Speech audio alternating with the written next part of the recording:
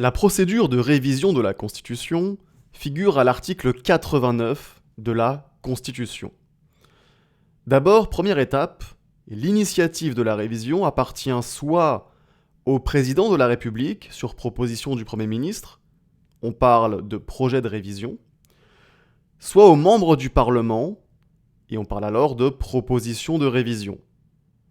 Le projet de révision est déposé sur le bureau de l'une ou l'autre assemblée, donc sur le bureau de l'Assemblée nationale ou du Sénat, tandis que la proposition de révision est déposée sur le bureau de l'assemblée à laquelle appartient son auteur. Ensuite, deuxième étape, le projet ou la proposition doit être adopté par les deux chambres, donc Assemblée nationale et Sénat, en termes identiques à la majorité des suffrages exprimés. Mais après le vote des parlementaires, la révision n'est pas immédiatement adoptée, puisqu'en effet, en cas de proposition de révision, la révision doit être approuvée par référendum. Et en cas de projet de révision, la révision doit être approuvée par référendum ou bien à la majorité des 3/5 des suffrages exprimés des deux chambres du Parlement réunies en congrès. Et c'est le président de la République qui choisit entre ces deux voies de ratification.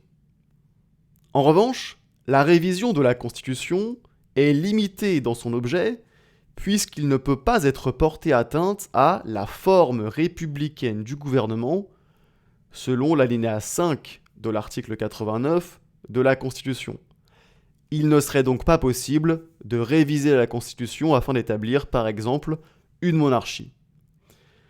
Et puis également, la révision de la Constitution est interdite dans 3 circonstances. D'abord, en cas d'atteinte à l'intégrité du territoire, selon l'alinéa 4 de l'article 89 de la Constitution.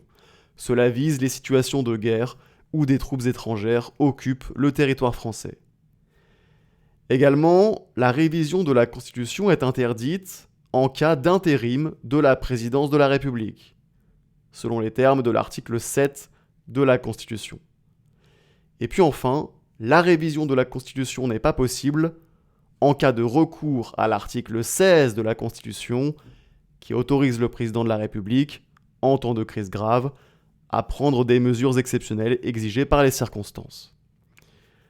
Voilà, c'est tout pour cette vidéo. J'espère qu'elle vous a plu. N'oubliez pas de mettre un petit like et on se dit à très bientôt pour une prochaine vidéo.